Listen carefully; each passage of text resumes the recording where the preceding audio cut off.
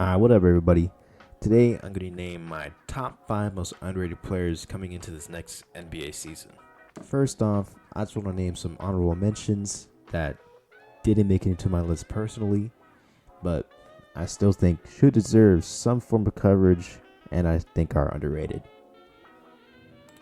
Jabari Smith Jr., Jeremy Sohan, Tari Eason, Jalen Duren, Desmond Bain, Trey Jones, Isaiah Joe, Trey Murphy, Quentin Grimes, Emmanuel Quickley, Jaden McDaniels, and Herbert Jones. All those guys off the top of my head, super underrated, deserve more coverage, and I think have a big future. Those are my honorable mentions, and now we can get into the real top 5. At 5, I got Cade Cunningham from the Detroit Pistons. Now, in his first 76 games, he had 18 points a game, 5.6 assists, 5.6 rebounds, 42% from the field, and 31% from 3. Now, as to why I think he's underrated, I think it's natural that he is underrated just because he's coming back from injury, but now he's coming into a team with a way better starting lineup than he's gotten when he was drafted. I mean, the pairing of Cade Cunningham and Jaden Ivey is going to be super fun. Then they got Asor Thompson, Jalen Duren, and I guess James Wiseman to add to that. But yeah, I think that with all this time off that he's gotten, I think his shot's just going to get better. His efficiency's going to get better. I think overall he's just going to improve as a scorer. I mean, the dude can score. I mean, don't get that wrong. I mean, the dude can score absolutely, but I think that coming back, hopefully with a full NBA season under his belt, he can just play, with a better team around him as Ivy and Asor and Jalen Duren. That's going to take a lot of pressure off of him, and that just allows him to perform to the best of his ability. So I think naturally his efficiency is going to go up, and I think possibly his overall numbers are going to go up. Assists, points per game. As far as his defense goes, not sure too much, but I think he has the tools to be a decent defender at the very least. I do think he can be an all-star, but I'm not sure it's going to be next season since he is coming back from injury. But yeah, I got Cade Cunningham 5th on my top 5 most underrated players in the NBA. Alright, next, number 4, I got Paolo Banchero, which is kind of funny. Yeah, 2 first overall picks in the draft as underrated. Which you can agree to disagree if these guys are underrated. This is just my opinion, but from what I've seen, it's only Magic fans that are excited about him, and that's pretty much it. He gets no coverage. Probably the least amount of coverage that I've seen from a number 1 overall pick in the last few years, I guess. But yeah, the dude averaged 20 points per game, 4 assists, 7 rebounds, 43% from the field, and 30% from 3. As I said, for a first overall pick, there's zero hype around him, aside from Magic fans and a few others. But yeah, I remember he was an all-star candidate or in all-star conversations as a rookie. So with 1 year of experience, I think it's natural that he's going to improve his shooting numbers and his overall stats. Also, he has Anthony Black now as like a legit playmaker that can feed him the ball. And it is tough when trying to evaluate rookie point guards, but I do think Anthony Black is good enough to get him the ball and get it to him more often than not. That's really the only problem. I think he's going to get easier shots at pick and rolls and pick and pops. If he can improve that 3-point percentage, then dude's going to be a killer out there. Personal opinion that I have is that he's like a Pistons Blake Griffin as a rookie. Is he producing at that level? No, not yet. Not at all. He has that type of skill set, though. I think it's natural that in the modern NBA, that can be successful, and that probably can be your best player on the team. But yeah, everything goes well. He's healthy. I think he's probably going to be an all-star next season. probably not even a question. Wouldn't be surprised if he wins Most Improved. But yeah, Ballon Carroll, number 4.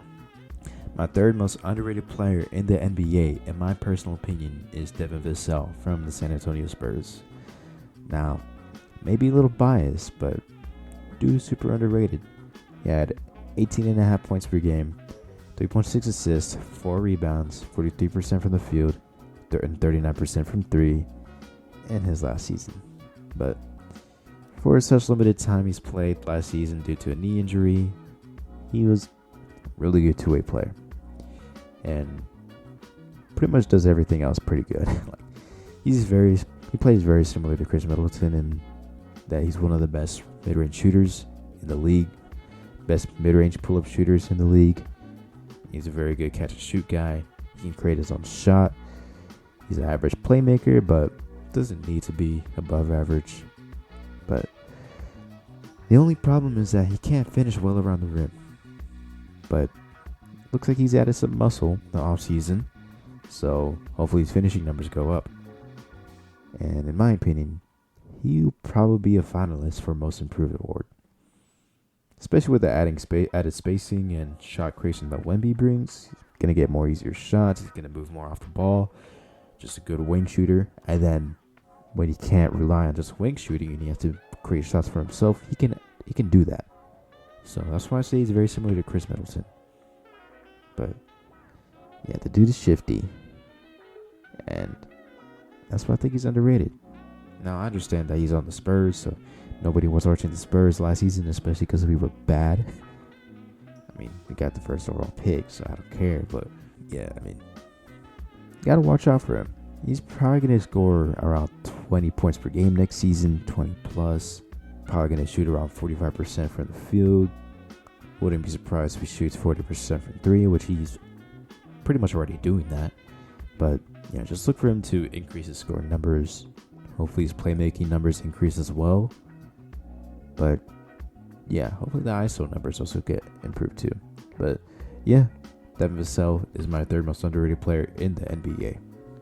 Alright, for the second most underrated player in the NBA, I got Franz Wagner from the Orlando Magic. Wagner averaged 18.6 points per game, 3.5 assists, 4 rebounds, 47% from the field, 36% from 3, and he's very smooth, versatile wing that is efficient, plays good defense, creates his own shot, creates for others, and yeah, I mean, there's not much else you can ask from him. You know, with the description I gave him, sounds a lot like Paul George, but that's just me. Not many other people talk about him other than NBA nerds on Twitter and Magic fans, so that's why he's on this list. There's not much else you can ask from him other than, like, I guess 20 points a game, which I think is very doable for him, and I guess better 3-point shooter, but that's very nitpicky.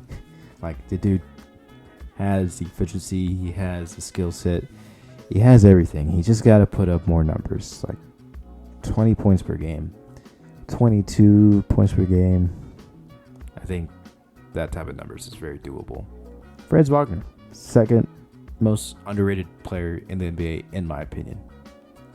Alright, for the most underrated player in the NBA, I got Scotty Barnes. Scotty Barnes averaged 50.3 points per game, 5 assists, 6.6 rebounds, 47% from the field, and 29% from 3 in this last season. The reason he's number 1 is because people think he's just a bum.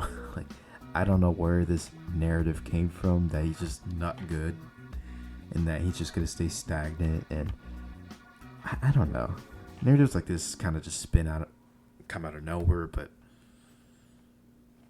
it's a dumb narrative. And I mean, I've seen, like, literally like a day ago, if you look up Scotty Barnes, you see NBA memes or whatever the fuck is called, that Twitter account.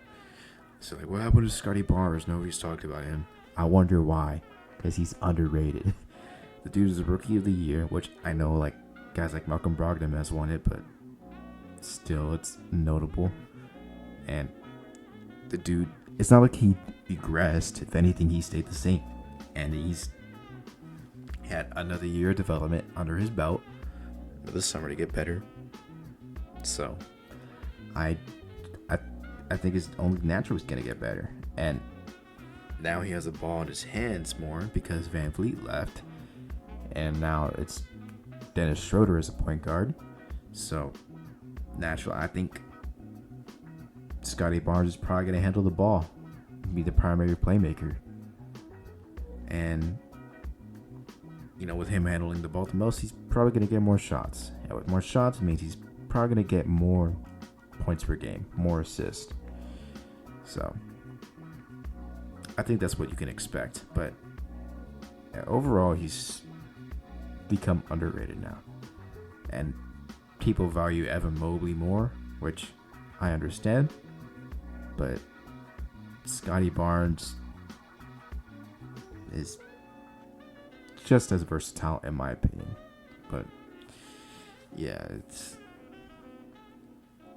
it's tough on that team just because the spacing is so bad. Because you have Dennis Schroeder, OG Anunoby, which OG is a good shooter. Scotty Barnes, who isn't a good shooter, but he's gonna have to be. Pascal, who isn't the best shooter. He shot, I think, 32% from 3, which isn't that good. And then Jakob Poeltl, who's a center. So the spacing isn't great. I know that if he tries to drive to the rim, he can only use his body to knock inside shots down. So I still think that just because with the ball in his hands that he's still going to get better numbers. I do expect his efficiency to go down a little bit just because, again, the spacing is pretty bad. But if he improves his three-point shot, there's going to be so many pick and pops, and then they can run a bunch of plays from there. But yeah, other than that, that's my most underrated player in the NBA right now. Alright, hopefully you guys enjoyed that. This is a quick little video I wanted to record when I get something out.